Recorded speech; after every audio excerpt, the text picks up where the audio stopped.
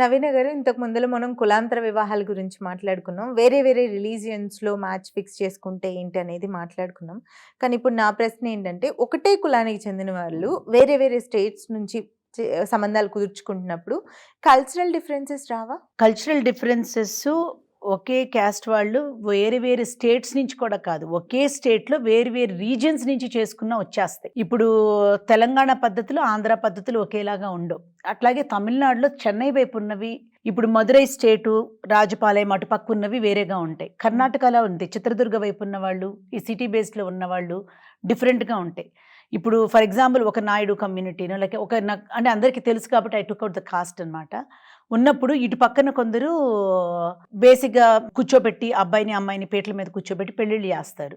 ఇదే కమ్యూనిటీ వాళ్ళు తమిళనాడులోకి వెళ్తే పిల్లలిద్దరిని నుంచోబెట్టి తాళి కట్టిస్తారు. కొన్ని చోట్ల టర్బన్ కడతారు, తలపకి పాగా అంటాం కదా, అది కడతారు. కొన్ని నాయుడు కమ్యూనిటీస్లో తమిళనాడులో ఇంకో కొంచెం ఇంటీరియర్ వెళ్తే మగపిల్లలకు కూడా కాళ్ళకు మెట్లు పెడతారు. కల్చరల్ డిఫరెన్స్ 2 స్టేట్స్ మధ్యలోనే కాదు, ఒకే స్టేట్లో ఉన్న డిఫరెంట్ రిలీజియన్స్లో కూడా వస్తుంది. అది ఒక్క కల్చరల్ డిఫరెన్స్, ఒక్క పెళ్ళి తంతు ఒక్కటే కాదు రూప. ఇప్పుడు పెళ్ళిళ్ళు కొన్ని చోట్ల ఏంటంటే, కొన్ని చోట్ల అబ్బాయి వాళ్ళు పెళ్లి చేస్తారు, కొన్ని చోట్ల అమ్మాయి వాళ్ళు ఖర్చు పెట్టుకుని పెళ్లి చేస్తారు, కొన్ని చోట్ల ఇద్దరు కలిపి 50-50 అని చేస్తారు. ఇప్పుడు సంబంధం కుదుర్చుకుని అన్నీ అయిన తర్వాత వీళ్ళు ఇక్కడ ఇప్పుడు ఆంధ్ర తీసుకున్నాం అంటే యూజువల్గా ఆడపిల్లాళ్ళు పెళ్లి, మగపిల్లవాళ్ళు నోము నోసి రిసెప్షన్ లాంటిది ఇచ్చుకుంటారు. సో అవన్నీ మళ్ళీ పెళ్లి మాటలు మాట్లాడుకునేటప్పుడు డిస్కషన్స్కి రావు, మ్యాండేటరీగా అది యాక్సెప్టబుల్గా తీసేసుకుంటారు.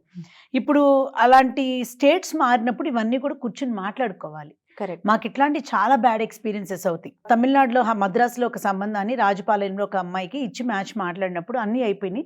సో వెన్యూ గురించి మాట్లాడేటప్పుడు కూడా అడ్వాన్స్ ఇచ్చే టైంలో ఎవరిస్తారు అనే టాపిక్ వచ్చే వరకు ఎవరు పెళ్లి చేస్తారు అనే దాని మీద యువతల వాళ్ళకి అవతల వాళ్ళకి బేసిక్ అవగాహన లేదు. ఓకే, ఇలా ఉంటుందని వాళ్ళు గ్రాంటెడ్గా తీసేసుకున్నారు. ఇక్కడ కూడా అట్లా ఉంటుందని వీళ్ళు గ్రాంటెడ్గా తీసుకున్నారు. చివరికి ఆ నెత్తి మీద పడేది మన మీద, మీరు క్లారిటీ మాకు ఇవ్వలేదు అని. పెళ్ళి అంటే చిన్న విషయం కాదు కదా, పెళ్లి క్యాన్సిల్ అయిపోయింది చివరికి. బికాజ్ ఎందుకంటే అమ్మాయి వాళ్ళు వచ్చి అబ్బాయి వాళ్ళు చేయాలని, అబ్బాయి వాళ్ళు వచ్చి అమ్మాయి వాళ్ళు చేయాలని, అమ్మాయి వాళ్ళు వచ్చి అబ్బాయి వాళ్ళు ఉన్న ఊర్లో చేయాలని, అబ్బాయి వాళ్ళు వచ్చి మీ ఊర్లోనే మీరు చేయాలని. ఓకే, వాళ్ళది వేరే పద్ధతి, వీళ్ళది వేరే పద్ధతి, టోటల్గా డిఫరెంట్ కదా. సో ఆ పాయింట్ మీద అప్పుడు నేను చెప్పేది అట్లా, అప్పటి నుంచి it's a lesson to us. ఇట్లాంటి స్టేట్స్ డిఫరెంట్గా ఉన్నప్పుడు మేము వాళ్ళకి డెఫినెట్గా కమ్యూనికేట్ చేస్తాం. తర్వాత వాళ్ళ ఇష్టం, వాళ్ళ ఫినాన్షియల్ కెపాసిటీని బట్టి వాళ్ళు మాట్లాడుకుని అడ్జస్ట్ చేస్తారు. కానీ middle class and below middle class line వచ్చినప్పుడు మాత్రం it's a big thunderstorm for them అనమాట. చాలా పెద్ద ఇష్యూ అయిపోతుంది. తర్వాత ఫుడ్ హ్యాబిట్స్, ఇప్పుడు same Naidu families from Andhra and Tamil Nadu తీసుకుంటే అక్కడ సాంబారు, రసం, పొరియల్ అని అట్లా పెట్టి ఒక ప్రాపర్ మీల్, రోజు ఒక మీల్ ఉంటుంది అట్లా డిఫరెంట్గా. ఇక్కడ మనకు వచ్చి తొక్కిడి పచ్చళ్ళు అయ్యని ఉంటాయి.